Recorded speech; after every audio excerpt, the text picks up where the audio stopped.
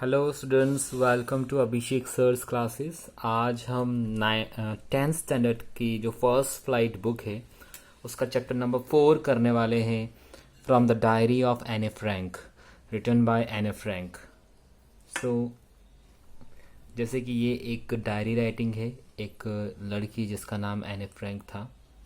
सो इस चैप्टर के बारे में जानने के लिए हम बिफोर यू रीड पहले पढ़ लेते हैं ताकि हमें एक ब्रीफ आइडिया मिल जाए चैप्टर के बारे में।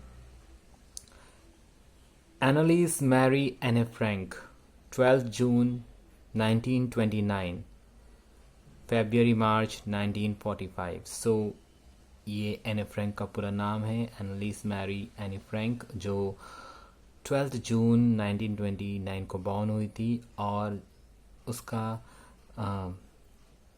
जो एक्सपायर्ड होने का जो डेट है वो यहाँ मेंशन नहीं किया है क्योंकि शायद पता नहीं होगा, बट फरवरी मार्च 1945 में वो एक्सपायर हुई थी।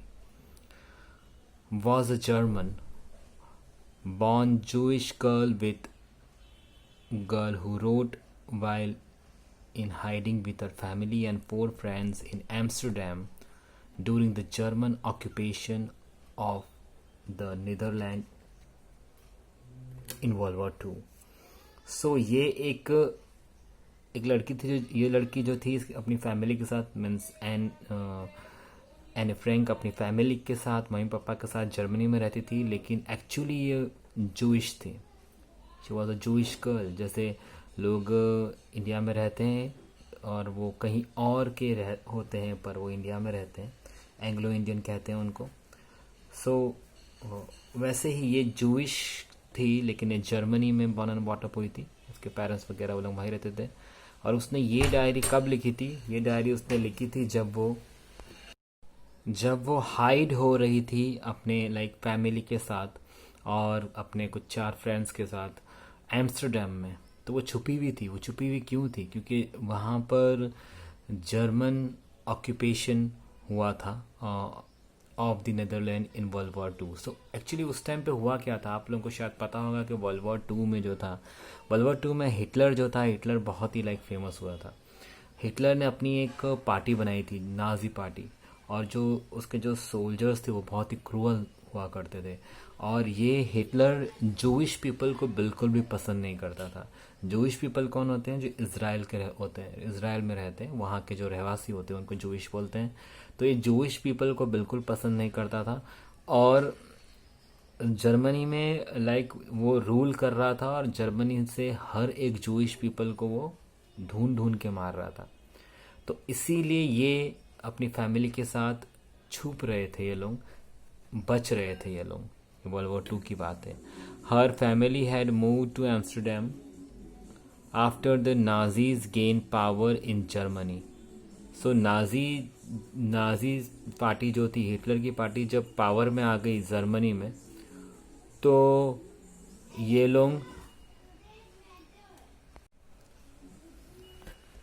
लोग छुप रहे थे हिटलर से। अब हिटलर जो था वो काफ़ी पावरफुल था। सो आगे हम पढ़ते हैं। सो जर्मनी में पावर होने के बाद but were trapped when the Nazi occupation extended into the Netherland. But जब वो लोग छुप गए, वो लोग जाके वहाँ से जर्मनी से भागे, वो एम्स्टर्डम भागे, नीदरलैंड पहुँच गए वो लोग। बट वो लोग ट्रैप हो गए जब नाजी लोग वहाँ भी पहुँच गए, नीदरलैंड में भी। As persecutions against the Jewish population increased, the family went into hiding. तो ये तब की बात है। अब यहाँ ये कह रहे हैं कि जब परसिक्यूशन, जब दबाव बढ़ने लगा, जब जूइश पॉपुलेशन पे क्रूअल्टी बढ़ने लगी, उनको ये लोग मारने लगे, तो ये सब भागे वहाँ से अपनी जान बचा के। और ये लोग कहाँ चले गए? ये छुप गए। जुलाई 1942 में ये छुपे in hidden rooms in her father Otto Frank's office building. तो उसके पापा का नाम था ऑटो फ्रैंक। तो इसके पापा की जो ऑफिस की बिल्डिंग थी, ये लोग उस बिल्डिंग में जाकर हाइड हो गए। After 2 years in hiding, the group was betrayed and transported to the concentration camp system where Annie died of typhus in Bergen and Belsen within days of her sister. तो इसके बाद हुआ ये कि ये लोग 2 साल तक वहाँ छुपे रहे. उसके बाद इनको लाइक इन बिट्रे कर दिया है किसी ने, पकड़े गए और इनको भेज दिया गया कंसंट्रेशन जो उनके कैंप था, कैंप में भेज दिया और वो कैंप में ये मर गई. इसकी जान गई एक बीमारी से जिसका नाम है टाइफस. टाइफस में फीवर आता है, हाई फीवर आता है, रैशिश होते हैं बॉडी में. और ये बीमारी जो थी ये वॉर के टाइम पे बहुत ही ज़्यादा लाइक चली थी. पर इसके पहले इसकी जो सिस्टर थी वो मर गई थी और उसके बाद ये मरी. इसकी सिस्टर का नाम था Margaret Frank. Her father Otto, the only survivor of the group, returned to Amsterdam after the war ended to find that her diary had been saved. So जब वॉर ख़त्म हुआ तो वॉर ख़त्म होने के बाद सिर्फ उसके पापा थे, वही एक सर्वाइवर थे, सिर्फ वही बचे थे. बाकी सब मर गए थे, मारे जा चुके थे. और वो एम्स्टर्डम वापस लौटे और जब एम्स्टर्डम वो गए तो उनको इसकी डायरी मिली एनी की. Convinced that it was a unique record, he took action to have it published in English under the name The Diary of a Young Girl. तो उन्होंने जब ये डायरी को रीड किया तो वो काफ़ी कन्विंस हुए वो डायरी से. उनको लगा कि मतलब उनकी बेटी ने बहुत अच्छा लिखा है, वो सारी चीज़ें लिखी है जो इनके साथ हुई थी उसकी लाइफ में जो हुआ था, अच्छा बुरा. तो उन्होंने इसको सोचा कि इसको मैं पब्लिश करता हूँ और उसको इंग्लिश में पब्लिश किया और इस बुक का नाम था the diary of a young girl. The diary was given to Anne Frank for her 13th birthday. जब उसका 13th बर्थडे आया था तब एज ए गिफ्ट उसको वो मिली थी. And chronicles the events of her life from 12 June 1942 until its final entry of 1st August 1944. So इस diary के अंदर उसने लिखना शुरू किया था 12 जून 1942. तो उसके बाद से उसने लिखने शुरू किया था और उसकी जो लास्ट एंट्री थी डायरी में वो कब की थी? 1st August 1944 की थी. It was eventually translated from its original Dutch into many languages and become one of the world's most widely read books.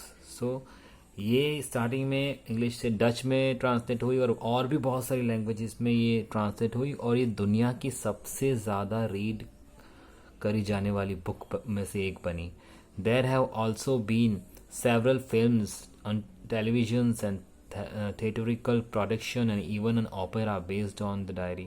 तो इस बुक पे बहुत सारी मूवीज़ बनी, सीरीज़ बनी, ड्रामा, थिएटर में जो ड्रामा होते हैं उसके ऊपर ड्रामा हुए, इवन ओपेरा जो होता है ओपेरा सिंगिंग वो भी इसके ऊपर, इस डायरी के ऊपर बेस्ड था. Described as the work of a mature and insightful mind. तो उसकी डायरी, जब उसकी बुक जो भी पढ़ता है वो पढ़ के लगता है कि ये राइटिंग कितनी मैच्योर है. जिसने भी इसको लिखा है बहुत ही मैच्योरली लिखा है और बहुत ही काम, बहुत ही शांत दिमाग से लिखा है.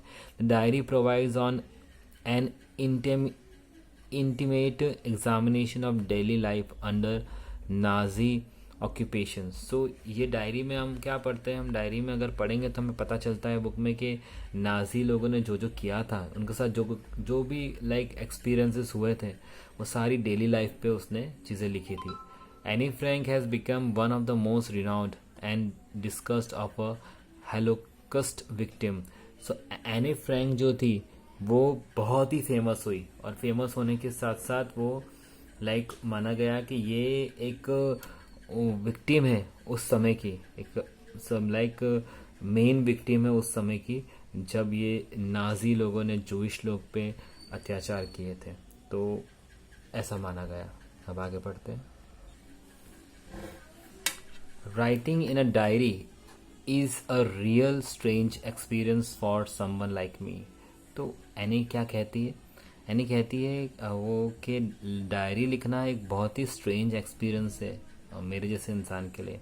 Not only because I have never written anything before but also because it seems to me that later or neither I nor anyone else will be interested in musing of 13 years old school girl. तो वो कहती है कि ये diary लिखना मतलब मुझे अजीब क्यों लग रहा है, स्ट्रेंज क्यों लग रहा है, क्योंकि मैंने कभी डायरी लिखी नहीं है। और दूसरी सबसे इम्पोर्टेंट बात ये है कि ना ही मैं और ना ही कोई और इंटरेस्ट दिखाएगा मेरी इस डायरी में, और कभी कोई रीड करेगा। एक 13 years old school going girl की डायरी कौन पढ़ेगा, कौन इंटरेस्ट दिखाएगा उसमें। Oh well it doesn't matter, पर मुझे कोई फ़र्क नहीं पड़ता उससे।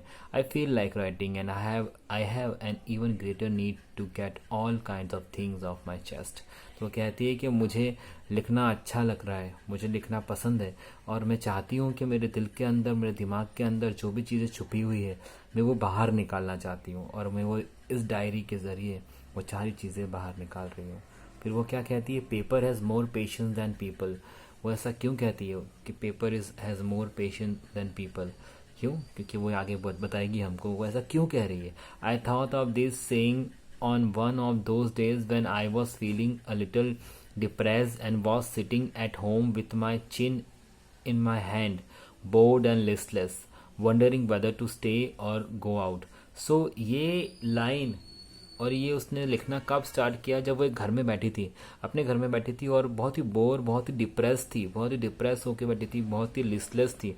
लिस्टलेस मतलब विथ नो एनर्जी और इंटरेस्ट। हमारी जब एनर्जी नहीं होती, हम टायर्ड होते हैं, इंटरेस्ट नहीं होते, हम एक जगह बैठे रहते हैं और हम सोचते हैं। तो ये भी सोच रही थी कि मैं घर से बाहर जाऊँ, घर में बैठी हूँ, मैं क्या करूँ। I finally I finally stayed where I was boarding. Yes paper does have more patience. तो वो क्या कहती है, फाइनली मैं वहीं बैठी थी, जहाँ बैठी थी मैं वहीं बैठी रह गई, मैं कहीं नहीं गई।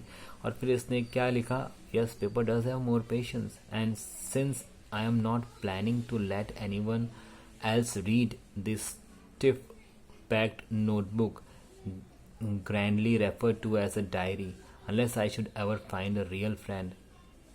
It probably won't make a bit of difference. So वो कहती है कि यहाँ कहती है कि पेपर, यहाँ सबसे पहले क्यों कह रही है कि paper does have more patience. वो यहाँ भी उसने कहा क्योंकि उसका मानना ये है कि पेपर जो है, आप पेपर पे कुछ लिखते हो तो वो आप कुछ भी लिखो, अच्छा लिखो, बुरा लिखो, कुछ भी लिखो, पेपर वापस रिस्पॉन्ड नहीं देगा आपको। लेकिन अगर वही बात आप किसी इंसान को बोलोगे तो वो शायद आपको अच्छा रिस्पॉन्स मिले या शायद बुरा भी मिले। वो इंसान आपकी बातें सुन सुन के बोर भी हो जाए, लेकिन पेपर कभी ऐसा नहीं करता है, इसलिए उसमें बहुत ही पेशेंस होता है। तो ये इसलिए कह रही है कि पेपर में इतना पेशेंस होता है कि वो मेरी सारी बातें सुनता है, मैं उसके ऊपर सारी चीज़ें लिखती हूँ तो वो बोर भी नहीं होता। फिर वो क्या कह रही है कि मैं जो भी इसमें लिख रही हूँ ये एक नोटबुक है जिसको मैं डायरी कहती हूँ, और ये मैं किसी को बताऊँगी नहीं, कभी भी जो भी अंदर लिख रही हूँ कभी किसी से शेयर नहीं करूँगी। तब तक शेयर नहीं करूँगी जब तक मुझे मेरी कोई रियल फ्रेंड ना मिल जाए। जब मुझे कोई अपनी रियल फ्रेंड मिलेगी तो मैं ये उससे सारी बातें शेयर करूँगी जो मैंने इस बुक में लिखा। वो ऐसा क्यों कहती है, क्योंकि उसकी कोई रियल फ्रेंड, कोई ट्रू फ्रेंड, कोई बेस्ट फ्रेंड नहीं था। सो अब आगे देखेंगे इसके बारे में, उसने और डिटेल में लिखा है फ्रेंड के बारे में। Now I am back to the point that prompted me to keep a diary in the first place. I don't have a friend. देखो उसने यहाँ पर कहा, उसने क्या कहा कि मैंने डायरी को फर्स्ट प्लेस पे क्यों रखा है, डायरी में मैं इतना कुछ फोकस इस पर क्यों कर रही हूँ, इसमें इतना कुछ क्यों लिख रही हूँ, क्योंकि मेरे पास अपना खुद का कोई फ्रेंड नहीं है। Let me put it more clearly. अब वो ये बातों को और क्लियर कर रही है।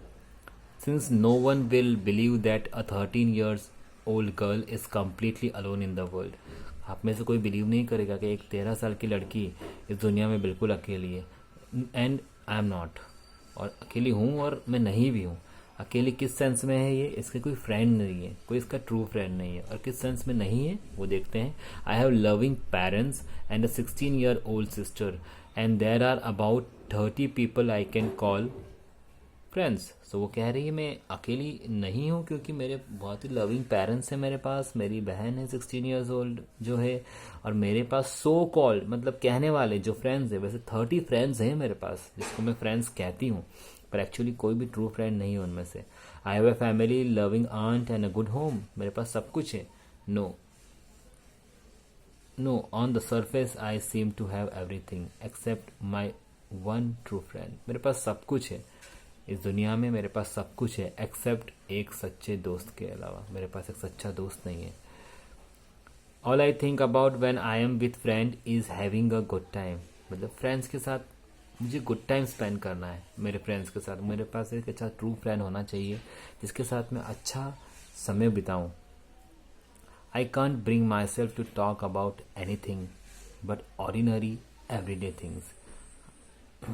सो मैं अपने फ्रेंड के साथ वो सब बातें शेयर करना चाहती हूँ, जैसे कि हम भी हमारे जो फ्रेंड्स होते हैं, जो हमारा ट्रू फ्रेंड होता है, उनके साथ हम सब कुछ शेयर करते हैं। हमारा क्राइम पार्टनर होता है, वो हमारी हमारी हर एक आदतों को जानता है, अच्छी बुरी। तो उसको भी ऐसा कोई फ्रेंड चाहिए था जिससे वो नॉर्मल बातें तो करे और दूसरी अपने सारे सीक्रेट्स भी शेयर करे।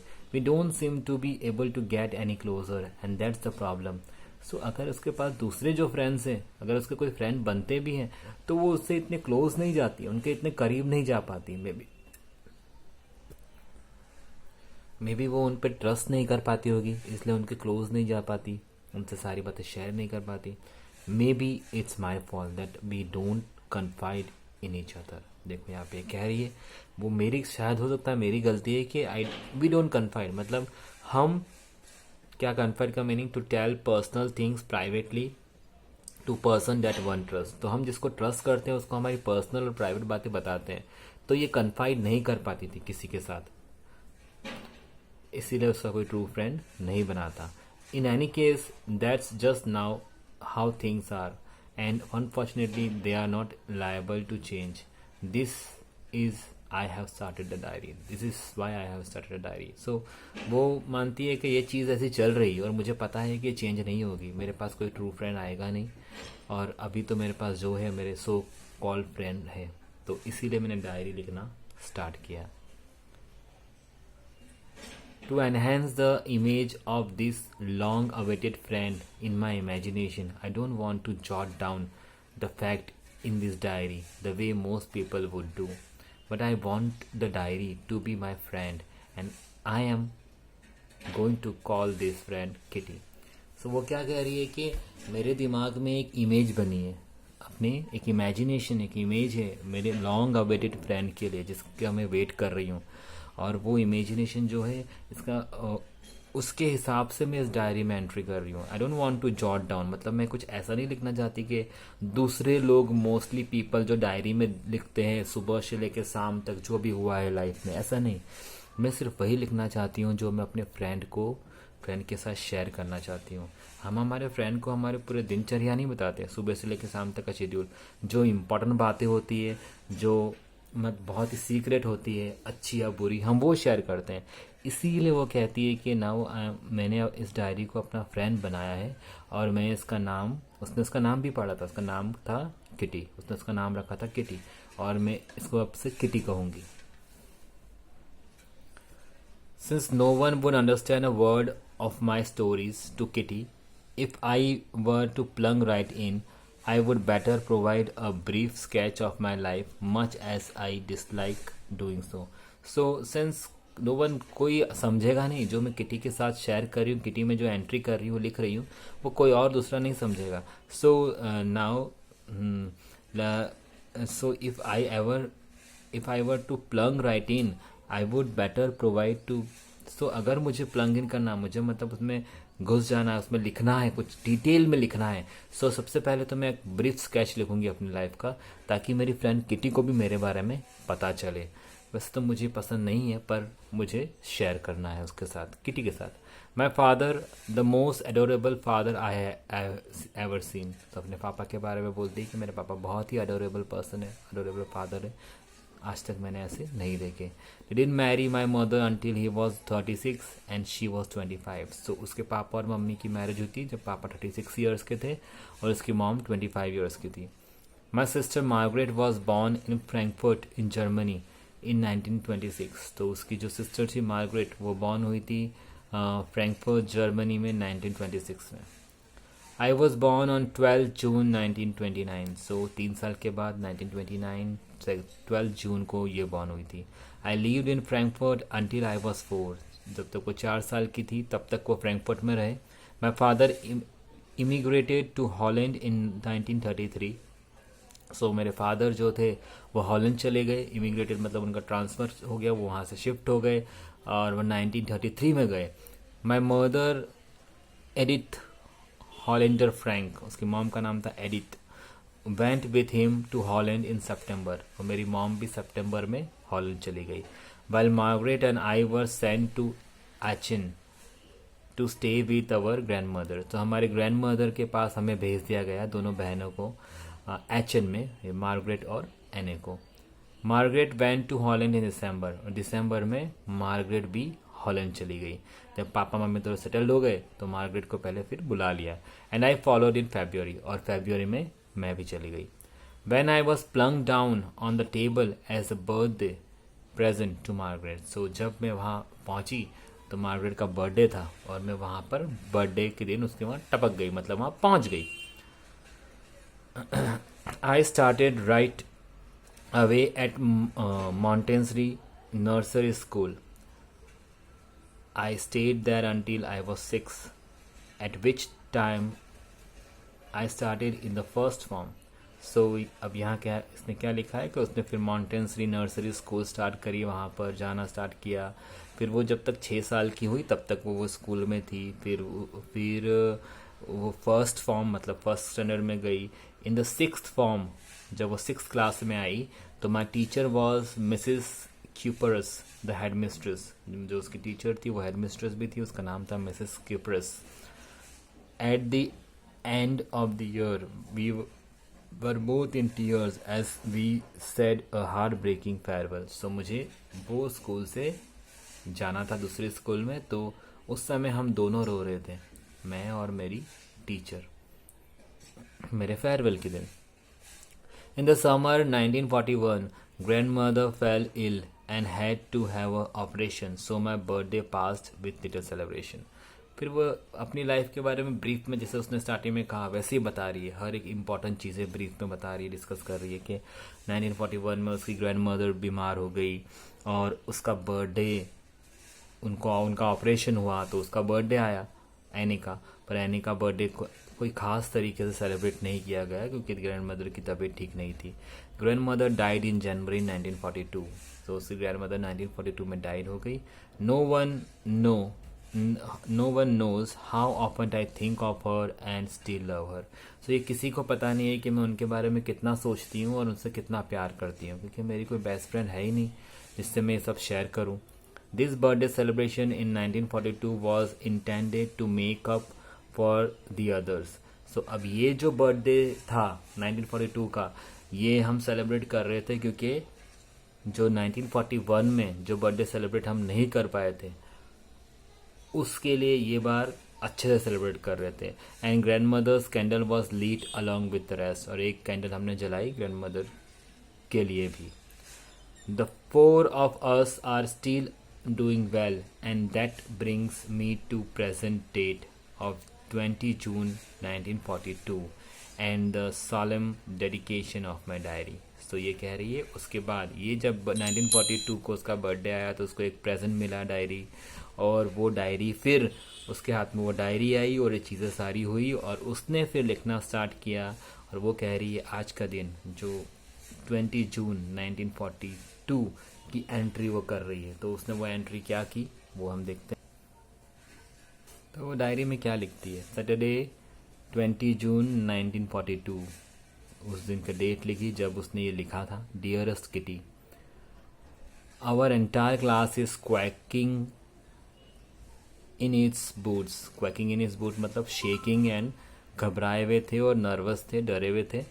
The reason of course is the forthcoming meeting in which the teachers decide who will move up to the next form and who will be kept back. So सब डरे हुए और घबराए हुए और nervous क्यों थे, क्योंकि अब 4th मीटिंग आनी थी, ईयरली मीटिंग जो होती है, तो 4th मीटिंग में ये डिसाइड होना था कि कौन नेक्स्ट क्लास में जाएगा और कौन वही क्लास में रह जाएगा। Half the class is making bats, एक दूसरे से शर्त लगा रहे थे सब कि कौन जाएगा कौन नहीं जाएगा नेक्स्ट क्लास में। GN, अब यहाँ पर उसने जो नाम यूज़ किए हैं वो शॉर्ट फॉर्म में यूज़ किए हैं, अपने सभी क्लासमेट, क्लास फेलोज और फ्रेंड्स के नाम। तो GN and I laugh our self silly at the two boys behind us. तो ये कह रही है कि मैं और जीएन और मैं हम दोनों हंस रहे थे दो लड़कों को देख के जो हमारे पीछे बैठे हुए थे। C N and Jacques who have stocked their entire holiday saving on their bed. अब सीएन और जैकिस एक दूसरे कैरेक्टर थे जो उन्होंने पूरे एंटायर हॉलीडे में सिर्फ यही बैट लगाई कि कौन पास होगा कौन पास नहीं होगा। फ्रॉम मॉर्निंग टू नाइट, सुबह से लेके रात तक। It's like this, you are going to pass, तुम पास हो जाओगे। आई एम नॉट, मैं नहीं होऊंगा। Yes you are going to, नहीं मैं नहीं होंगी। Like this they are both are doing. Even G's, अब ये जी भी कोई है। Even G's pleading glance and my angry outburst can't calm them down. So हमारा जो जी थी, जी प्लीडिंग ग्लैंस मतलब वो रिक्वेस्ट कर रही थी उसके ग्लैंस से, बोल नहीं रही थी, उसकी नज़रों से वो ये कह रही थी कि प्लीज़ अब शांत हो जाओ, चुप हो जाओ। और ये जो थी एनी फ्रैंक बहुत ही गुस्सा हो रही थी, गुस्से में आउटबर्स्ट हो रही थी, गुस्से में एकदम आग बबूला हो रही थी। पर ये चीज़ें भी उनको, वो लोग काम डाउन नहीं हुए, चुप नहीं हुए। If you ask me, there are so many dummies that about a quarter of the class should be kept back. अगर आप मुझसे पूछो तो ऐसे बहुत सारे बुद्धू बच्चे हैं मेरे क्लास में जिनको यहाँ पर बैठ जाना चाहिए, नेक्स्ट क्लास में नहीं जाना चाहिए। But teachers are the most unpredictable creatures on the earth. पर टीचर्स जो है उनको हम उनके प्रिडिक्ट नहीं कर सकते, हम सोच नहीं सकते कब वो क्या बोल दे और क्या कर दे। I am not so worried about my friends and myself, we will make it. मुझे मेरे फ्रेंड, हम लोग तो वी विल मेक इट, हम लोग पास हो जाएंगे, क्लियर कर लेंगे, नेक्स्ट क्लास में चले जाएंगे। The only subject I am not sure about is maths, but मुझे सिर्फ मैथ्स में टेंशन है। अब उसको मैथ्स में टेंशन क्यों है, उसके ऊपर ये पूरी स्टोरी है, यहाँ पर हम देखेंगे। Anyway, all we can do is wait. हम क्या कर सकते हैं, हम वेट कर सकते हैं अभी। Until then, we keep telling each other not to lose heart. तो जब तक कि हमें पता नहीं चलता है कि कौन नेक्स्ट क्लास में जा रहा है और कौन रुक रहा है, तब तक हमें हिम्मत नहीं हारनी है। I get along pretty well with all my teachers. मेरी सारी टीचर्स के साथ मेरा रैपो जो था, इमेज था, वो बहुत ही अच्छा था। There are 9 of them. 9 teachers हैं जिसमें से 7 मैन हैं और 2 वुमेन हैं। अब उनमें से एक थे Mr Keesing, the old fogey who teaches maths. So एक ओल्ड फॉगी थे। फॉगी मतलब ऐसे इंसान जो ओल्ड फैशन पर्सन होते हैं, जो फैशन कुछ भी हो रहा है, चेंज हो रहा है, लेकिन वो उनका ड्रेसिंग स्टाइल, उनका अटायर वो पुराना ही होता है और वो वैसे ही रहते हैं।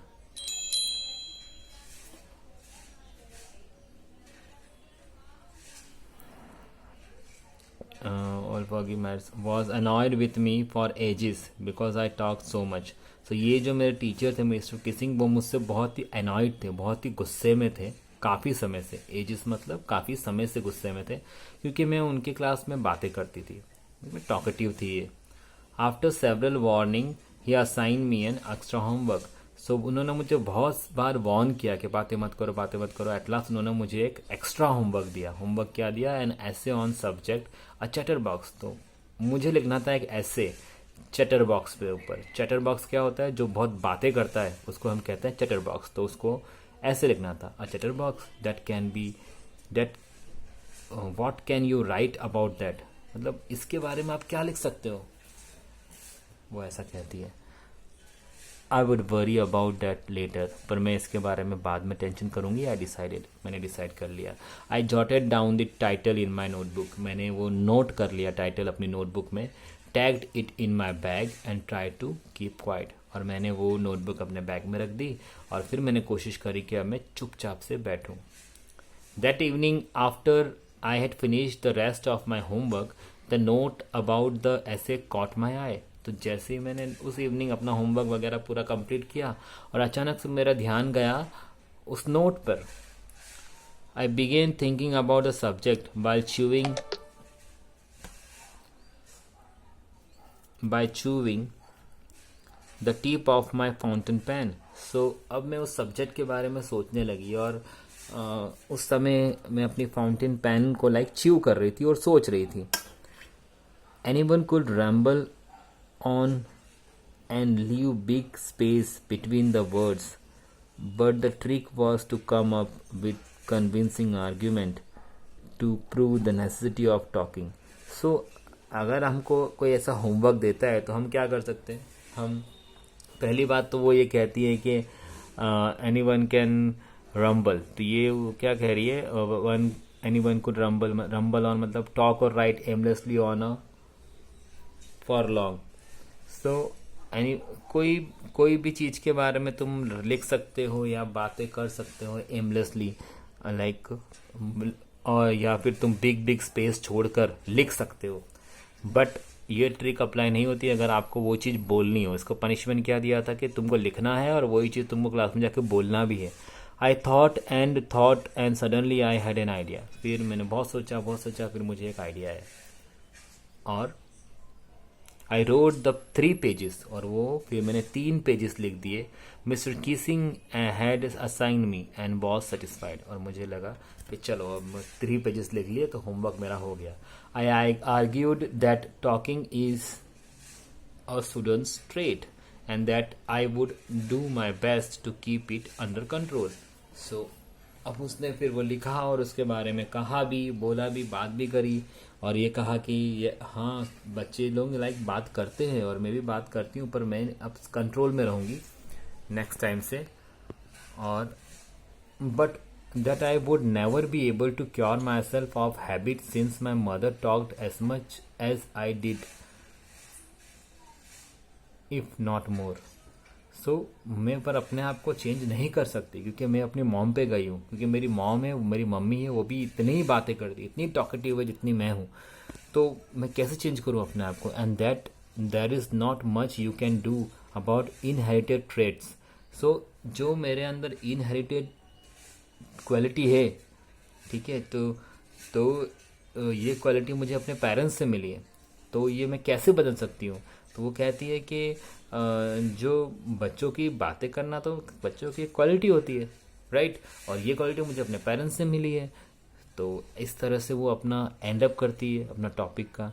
Mister Keesing had a good laugh at my argument. मैंने ये चीज़ें जब बोली क्लास में तो वो हंसने लगे. But when I proceeded to talk my way through the next lesson he assign me a second ऐसे. फिर जब नेक्स्ट उनका लेक्चर आया तब भी मैं बातें कर रही थी तो उन्होंने मुझे वापस पनिश किया और सेकेंड ऐसे दिया. This time it was suppose to be, इस टाइम क्या था? An incorrigible chatterbox. अब मेरा टॉपिक था an incorrigible chatterbox. Incorrigible का मतलब something that cannot be corrected, जो चीज़ हम सुधार नहीं सकते वो. I handed it in and Mr. Kissing had nothing to complain about for 2 whole lessons. So फिर मैंने वो भी लिखा और नेक्स्ट डे वो भी दिया उनको. 2 लेक्चर्स तक लाइक मैं चुप रही, कोई कंप्लेन नहीं थी मेरे लिए. However, during the 3rd lesson, he would finally had enough. अब उन्होंने लाइक मुझे 2 पनिशमेंट दिया, 2 ऐसे लिखे मैंने, फिर वो भी कुछ नहीं बोले फिर, पर उनसे रहा नहीं गया. और फाइनली उन्होंने क्या कहा कि Anne Frank as a punishment for talking in class, कि वो अभी भी बातें कर ही रही थी तो उसको फिर से पनिशमेंट दिया. Write an essay entitled quack quack quack said mistress chatterbox. So उसको एक और टॉपिक दे दिया जिसमें क्वैक क्वैक क्वैक था, मतलब कि quack quack quack duck. In short ये इसको कहना चाह रहे थे कि you are a duck, you are keep on talking like a duck, तुम क्वैक क्वैक क्वैक करती रहती हो. और उसको कहा कि तुम इसके ऊपर लिख के लाओ. जब उन्होंने उसको ये टॉपिक दिया क्वैक क्वैक क्वैक वाला, द क्लास रॉड, सब हंसने लगे ज़ोर ज़ोर से. I had to laugh too, मैं भी हंसने लगी. Though I would nearly exhausted my ingenuity on the topic of chatterbox. अब मैं उसके बारे में, सेम टॉपिक के बारे में इतना अच्छा लिख के थक गई थी. मैं इतना अच्छा लिखने की कोशिश कर रही थी ताकि सर को ऐसा लगे कि ओके ठीक है, बात तो एक क्वालिटी है बच्चों की बात करना. बट अब मुझे लग रहा था मुझे कुछ और करना है. It was time to come up with something else, कुछ और, समथिंग ओरिजिनल, कुछ ओरिजिनल. माई फ्रेंड सैन, उसकी एक फ्रेंड थी Sanne, who is good at poetry, who was good at poetry, offered to help me write the essay from beginning to end in a verse. And I jumped for joy. उसने मुझे offer किया कि कोई बात नहीं, तरह से जो है हम उसको एक वर्स फॉर्म में, पोएम फॉर्म में लिखेंगे। और मैं खुशी से कूद पड़ी। Mr. Kissing was trying to play joke on me with this ridiculous subject, but I would make sure the joke was on him. So Mr. Kissing मेरा मजाक उड़ाना की कोशिश कर रहे हैं, मुझे जोक बना रहे हैं, पर इस बार मैं उनका जोक बनाऊंगी। I finished my poem and it was beautiful. Poem बहुत अच्छी थी, कंप्लीट हो गई। It was about a mother duck. तो पोएम किसके बारे में थी? एक मदर डक थी, एक फादर स्वैन थे, और उनके 3 बेबी डकलिंग्स थे, who were beaten to death by the father because they quacked too much. तो उसके फादर ने उनको बाइट कर करके मार दिया क्योंकि वो लोग क्वैक क्वैक क्वैक करते थे, इसीलिए। तो इसके ऊपर ये पोएम थी। पोएम का फनी पोएम थी, इस फनीली लिखी थी उसने कि वो बेचारे बच्चे मर गए, मार दिए गए क्योंकि वो बातें करते थे। और ये इनडायरेक्टली सर को कहना चाह रही है कि मैं जो बातें करती हूँ, तुम मुझे क्वैक क्वैक क्वैक का मुझे नाम दे दिया कि मैं क्वैक क्वैक करती हूँ, लेकिन तुम मेरे साथ क्या कर रहे हो? वही कर रहे हो जो एक स्वैन कर रहा था। Mister Keesing took the joke the right way. पर वो जोक था जो उन्होंने सही तरीके से लिया। वो समझ गए कि ये क्या कहना चाह रही है इस पोएम के जरिए। आगे देखते हैं। Poem to the class adding his own comments. So उन्होंने ये पोएम रीड करी, अपना कमेंट दिया उसमें, and to several other classes as well. और ये उन्होंने फिर दूसरे क्लासेस में जाके भी उसकी पोएम पढ़ी और उनको ये पोएम बहुत अच्छी लगी। Since then I have been allowed to talk and haven't been assigned any extra homework.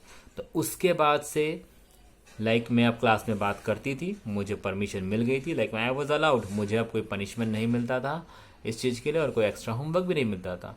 On the contrary mister Keesing always make jokes this days. On the contrary अब मिस्टर किसिंग थे वो change हो गए थोड़े, वो अब serious नहीं थे, अब वो थोड़े मजाक मस्ती करते थे और जोक्स भी करते थे, आजकल करते हैं आजकल, जो ये कह रही है। George Anne extracted from the diary of a young girl with slight adaptation. So ये जो चैप्टर है the diary of a young girl में से एक पार्ट है, एक एंट्री है। वो एंट्री कौन से डेट की है? Saturday 20 June 1942। ये एंट्री एने फ्रैंक ने की थी अपनी डायरी में। So very nice lesson. इसकी नावल भी है, पूरी नावल है। आपको अगर इसके बारे में और जानना है तो इसकी जो नावल है उसका नाम है the diary of a young girl, आप वो पढ़ सकते हो। It's a very good novel and course में भी आती है CBSE में, आपके कोर्स में भी होगी ये बुक नावल, तो प्लीज़ पढ़िए, अच्छी नावल है। सो आई होप आपको ये चैप्टर पसंद आया होगा एंड एक्सप्लेनेशन पसंद आया होगा मेरा। अगर कोई डाउट हो तो आप कमेंट बॉक्स में लिख सकते हो, और अगर आपको पसंद आया है तो प्लीज़ मेरे इस वीडियो को लाइक करना, अपने फ्रेंड्स के साथ शेयर करना, और आप मेरे चैनल को सब्सक्राइब करना, और अपने फ्रेंड्स को भी कहना कि मेरे चैनल को सब्सक्राइब करें ताकि मैं जो भी वीडियोस रखूं उसकी अपडेट्स आपको मिलते रहे। So thank you and have a nice day.